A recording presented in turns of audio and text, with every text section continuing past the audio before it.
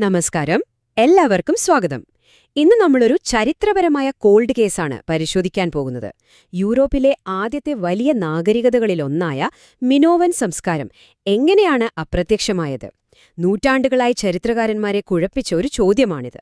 നമുക്ക് ഒരുമിച്ച് ഈ രഹസ്യത്തിന്റെ ചുരുളഴിക്കാൻ ശ്രമിക്കാം. ഓക്കെ, അപ്പൊ നമ്മൾ ഈ കഥ എങ്ങനെയാണ് മുന്നോട്ട് കൊണ്ടുപോകുന്നതെന്ന് നോക്കാം. ആദ്യം നമ്മൾ കേട്ടുപരിചയിച്ച ആ പുരാണ കഥകളിൽ നിന്ന് തുടങ്ങും. പിന്നെ ഒരു ഡിറ്റക്റ്റീവിനെ പോലെ തെളിവുകൾ ഒന്നൊന്നായി പരിശോധിക്കും. ആരായിരുന്നു യഥാർത്ഥ വില്ലൻ? അവസാനം മെഡിറ്ററേനിയൻ ചരിത്രത്തിൽ ക്രീറ്റിന്റെ സ്ഥാനം എന്താണെന്നും നോക്കും. ഒരു തട്ടുതട്ടായ പൈതൃകമാണ് ക്രീറ്റിന്റേത്. അതിന്റെ കഥയും അങ്ങനെ തന്നെയാണ്. അപ്പോ നമുക്ക് കഥ തുടങ്ങാം. സ്ഥലം ക്രീറ്റ്, കാലം വെങ്കലയുഗം. ഇവിടെ മിനോവൻ എന്ന പേരിൽ ഒരു ഗംഭീര സംസ്കാരം വളർന്നുവരുന്നു. അവരുടെ തലസ്ഥാനമായ നോസോസിലെ കൊട്ടാരങ്ങളൊക്കെ ഒന്ന് ഓർത്തുനോക്കൂ. എന്തൊരു പ്രൗഢിയായിരുന്നു. പക്ഷേ പെട്ടെന്നൊരു ദിവസം ഇതെല്ലാം ഇല്ലാതായി. ഒരു വലിയ ദുരന്തത്തിൽ എല്ലാം തകർന്നുപോയി എന്നൊക്കെയുള്ള റൊമാന്റിക് കഥകളാണ് നമ്മൾ കൂടുതലും കേട്ടിട്ടുള്ളത്. പക്ഷെ സത്യം അത്ര ലളിതമായിരുന്നോ? അല്ല, ഇത് നഷ്ടപ്പെട്ടു പോയ അറ്റ്ലാന്റിസ് ഒന്നുമല്ല. പക്ഷേ ആദ്യകാലത്തെ ചരിത്രകാരന്മാരൊക്കെ വിശ്വസിച്ചത് ഏകദേശം അതുപോലൊരു കഥയാണ്. അവരുടെയെല്ലാം വിരൽ ചൂണ്ടിയത് ഒരൊറ്റ കാര്യത്തിലേക്കായിരുന്നു: ഒരു ഭീമൻ അഗ്നിപർവ്വത സ്ഫോടനം. അതായത് തൊട്ടടുത്തുള്ള ഥിറേ ദ്വീപിലുണ്ടായ ഒരു സ്ഫോടനം ഒറ്റയടിക്ക് ഒരു സംസ്കാരത്തെ മുഴുവൻ തുടച്ചു നീക്കിയെന്നൊരു സിദ്ധാന്തം. ഈ കഥയ്ക്ക് എങ്ങനെ ഇത്ര പ്രചാരം കിട്ടി എന്ന് നമുക്ക് നോക്കാം. ഓക്കെ, അപ്പൊ നമുക്ക് ഈ ടൈം ലൈനിലേക്കൊന്ന് സൂക്ഷിച്ചു നോക്കാം. ഇതാണ് ഈ കേസിലെ ഏറ്റവും പ്രധാനപ്പെട്ട ഒരു തെളിവ്. കണ്ടോ, അഗ്നിപർവ്വത സ്ഫോടനം നടക്കുന്നതെപ്പോഴാണ്? ഏകദേശം 1600 BCEയിൽ. പക്ഷേ മിനോവൻ സംസ്കാരം ശരിക്കും തകരുന്നതെപ്പോഴാ? ഏകദേശം 1450 BCEയിൽ. അതായത് ഇടയ്ക്കൊരു 150 വർഷത്തെ ഗ്യാപ്പ്. ഈ 150 വർഷം എന്ത് സംഭവിച്ചു? ഈ ചോദ്യമാണ് ആ പഴയ അഗ്നിപർവ്വത തിയറിയെ മൊത്തത്തിൽ തകിടം മറിക്കുന്നത്. അപ്പം ഇനി നമ്മൾ ഒരു കുറ്റാന്വേഷകന്റെ റോൾ ഏറ്റെടുക്കുന്നതാണ്. ഫോറൻസിക് തെളിവുകൾ പരിശോധിക്കുന്നത് പോലെ നമുക്ക് ആർക്കിയോളജിക്കൽ തെളിവുകൾ പരിശോധിക്കാം. ജിയോ ആർക്കിയോളജി എന്ന് പറയുന്ന ആധുനിക ശാസ്ത്രശാഖ എങ്ങനെയാണ് ഈ പഴയ കഥയെ പൊളിച്ചെടുക്കുന്നതെന്ന് കാണാം, അല്ലേ? അപ്പോ ഈ അഗ്നിപർവ്വത തിയറി എന്താണെന്ന് ഒന്നുകൂടി പറയാം.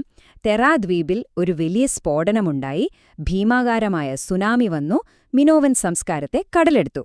കേൾക്കാൻ നല്ല രസമുള്ള സിമ്പിളായൊരു കഥ, ഒരു സിനിമ പോലെ. അതുകൊണ്ടുതന്നെ ഇത് ഒരുപാട് കാലം ആളുകൾ വിശ്വസിച്ചു. ഇവിടെയാണ് നമ്മുടെ അന്വേഷണം ശരിക്കും ത്രില്ലിംഗ് ആവുന്നത്. 2 പ്രധാന തിയറികളാണ് നമുക്ക് മുന്നിലുള്ളത്. ഒന്ന് അഗ്നിപർവ്വത തിയറി, അതായത് ഒരു പ്രകൃതി ദുരന്തം. 2 അധിനിവേശ തിയറി, അതായത് മനുഷ്യൻ തന്നെ കാരണക്കാരനായ ഒരു ദുരന്തം. അപ്പോ തെളിവുകൾ ഏതു ഭാഗത്തേക്കാണ് വിരൽ ചൂണ്ടുന്നത് എന്ന് നമുക്ക് നോക്കാം. അപ്പോ അഗ്നിപർവ്വത തിയറിക്കെതിരായ തെളിവുകൾ എന്തൊക്കെയാണെന്ന് നോക്കാം. ഒന്നാമതായി ജിയോ ആർക്കിയോളജി പറയുന്നത് ആ സ്ഫോടനത്തിനു ശേഷവും മിനോവന്മാർ ഒരു നൂറ്റാണ്ടിലേറെ കാലം ഇവിടെ തന്നെ ഉണ്ടായിരുന്നു എന്നാണ്. വെറുതെ ഉണ്ടായിരുന്നില്ല, അവർ വീണ്ടും അഭിവൃദ്ധി പ്രാപിച്ചു. അവരുടെ കൊട്ടാരങ്ങളും ഭരണവും കച്ചവടവും ഒക്കെ തുടർന്നു. ഒരു പ്രകൃതി ദുരന്തം തകർത്ത ഒരു ജനത ഇങ്ങനെയാണോ പെരുമാറുക? അല്ല. രണ്ടാമത്തെ കാര്യം, അവസാനത്തെ ആ നാശം. അതൊരു സുനാമി പോലെ എല്ലായിടത്തും ഒരുപോലെയല്ല സംഭവിച്ചത്. വളരെ കൃത്യമായി തിരഞ്ഞുപിടിച്ച് ചില സ്ഥലങ്ങൾ മാത്രം നശിപ്പിച്ചതുപോലെയാണ് കാണുന്നത്. ഇതൊരു പ്രകൃതി ദുരന്തത്തിന്റെ ലക്ഷണമല്ല, മനുഷ്യന്റെ ഇടപെടലിന്റെ ലക്ഷണമാണ്. അപ്പോ അഗ്നിപർവ്വതത്തെ നമുക്ക് പ്രതിപട്ടികയിൽ നിന്ന് ഒഴിവാക്കാം. അപ്പോ പിന്നെ ആരാണ് യഥാർത്ഥ കുറ്റവാളി? മിനോവന്മാരുടെ പതനത്തിനു പിന്നിൽ ആരായിരുന്നു? ഈ കേസ് സോൾവ് ചെയ്യാനുള്ള അടുത്ത സൂചന നൽകുന്നത് ഒരുപക്ഷേ അവരുടെ പിൻഗാമികൾ തന്നെയാകാം. അപ്പോ ഒരു പുതിയ ഭരണകൂടം ക്രീറ്റിൽ വന്നു എന്നതിന് എന്താണ് നമുക്കുള്ള ഏറ്റവും വലിയ തെളിവ്? ഒരു സ്മോക്കിംഗ് ഗൺ എന്നൊക്കെ പറയില്ലേ, അതുപോലെ ഒരു തെളിവ് പുരാവസ്തു ഗവേഷകർക്ക് കിട്ടിയിട്ടുണ്ട്. എന്താണെന്നല്ലേ? ഇവിടെയാണ് കാര്യങ്ങൾ ശരിക്കും വ്യക്തമാകുന്നത്. ശ്രദ്ധിച്ചു കേൾക്കണം. മിനോവന്മാർക്ക് ഒരു എഴുത്തുലിപി ഉണ്ടായിരുന്നു, ലീനിയർ എ എന്ന പേരിൽ. അതെന്താണെന്ന് നമുക്ക് ഇന്ന് മുഴുവനായി മനസ്സിലായിട്ടില്ല. പക്ഷേ 1450 BCEക്ക് ശേഷം നോസോസിൽ നിന്ന് കിട്ടിയ കളിമൺ ഫലകങ്ങളിൽ പുതിയൊരു ലിപി കാണാൻ തുടങ്ങി, ലീനിയർ ബി. 1952 ഗവേഷകരത് വായിച്ചെടുത്തു. എന്തായിരുന്നു അതെന്നോ? പുരാതന ഗ്രീക്ക് ഭാഷ. അപ്പോ സംഗതി വ്യക്തമല്ലേ? ഭരണസിരാകേന്ദ്രം പിടിച്ചെടുത്തത് ഗ്രീക്ക് സംസാരിക്കുന്ന ഒരു പുതിയ കൂട്ടരാണ്. ഈ എഴുത്തിലെ മാറ്റം മാത്രമല്ല തെളിവ്, വേറെയുമുണ്ട്. അവരുടെ മൺപാത്രങ്ങളുടെ ഡിസൈൻ പെട്ടെന്ന് മാറി. അത് ഗ്രീക്ക് മെയിൻലൻഡിലെ മൈസീനിയൻ ശൈലിയിലേക്ക് മാറി. അതുപോലെ പുതിയ തരം ശവകുടീരങ്ങൾ പ്രത്യക്ഷപ്പെട്ടു. യോദ്ധാക്കളുടെ ശവകുടീരങ്ങൾ എന്നാണ് അവയെ വിളിക്കുന്നത്. ആയുധങ്ങളോടുകൂടിയുള്ള അടക്കം. എന്തിനധികം ഈജിപ്ഷ്യൻ രേഖകളിൽ പോലും ഈ മാറ്റം കാണാം. അവർ അതുവരെ കച്ചവടം ചെയ്തിരുന്ന ക്രീറ്റിലെ കെഫ്റ്റീവിനെ പകരം മെയിൻലാൻഡിലെ മൈസീനിയന്മാരുമായി ഇടപാട് തുടങ്ങിയതായി രേഖപ്പെടുത്തിയിട്ടുണ്ട്. ഇതൊരു സ്വാധീനം മാത്രമല്ല, ഇതൊരു സമ്പൂർണ്ണ ടേക്ക് ഓവറായിരുന്നു. അപ്പോ മിനോവന്മാരുടെ കഥ ഇവിടെ അവസാനിക്കുകയാണ്, മൈസീനിയന്മാരുടെ അധിനിവേശത്തോടെ. പക്ഷെ ക്രീറ്റിന്റെ കഥയോ? അത് തുടങ്ങുന്നതേയുണ്ടായിരുന്നുള്ളൂ. ഈ മൈസീനിയൻ അധിനിവേശം ഒരു ഒറ്റപ്പെട്ട സംഭവമായിരുന്നില്ല. അത് ക്രീറ്റിന്റെ തലവിധി നിർണയിച്ച ഒരു നീണ്ട അധിനിവേശ പരമ്പരയുടെ തുടക്കം മാത്രമായിരുന്നു. മെഡിറ്ററേനിയനിലെ ഈ തന്ത്രപ്രധാനമായ ദ്വീപ് എപ്പോഴും ഒരു സമ്മാനം പോലെയായിരുന്നു. ഒന്ന് ആലോചിച്ചു നോക്കൂ, മെഡിറ്ററേനിയൻ കടലിന്റെ ഏതാണ്ട് നടുക്കാണ് ക്രീറ്റ്. അപ്പോ ഈ കടലിൽ ആധിപത്യം സ്ഥാപിക്കാൻ ആഗ്രഹിക്കുന്ന ഏതൊരു സാമ്രാജ്യത്തിനും ക്രീറ്റിനെ നിയന്ത്രിക്കേണ്ടത് അത്യാവശ്യമായിരുന്നു. ഒരു വലിയ വിമാനവാഹിനി കപ്പൽ പോലെയായിരുന്നു അത്. അതുകൊണ്ടുതന്നെ ക്രീറ്റിന്റെ ഈ സ്ഥാനം ഒരേ സമയം അതിന്റെ അനുഗ്രഹവും ശാപവുമായി മാറി. മൈസീനിയന്മാർക്കു ശേഷം ആരൊക്കെ വന്നു? റോമാക്കാർ വന്നു, പിന്നെ ബൈസന്റൈൻ സാമ്രാജ്യം, അതിനുശേഷം അറബികൾ, പിന്നെ വന്നു വെനീഷ്യക്കാർ, അവസാനം ഓട്ടോമൻ തുർക്കികളും. ഓരോരുത്തരും ക്രീറ്റിനെ സ്വന്തമാക്കാൻ ആഗ്രഹിച്ചു. ഓരോരുത്തരും ഈ ദ്വീപിന്മേൽ അവരവരുടേതായ അടയാളങ്ങൾ പതിപ്പിച്ചുപോയി.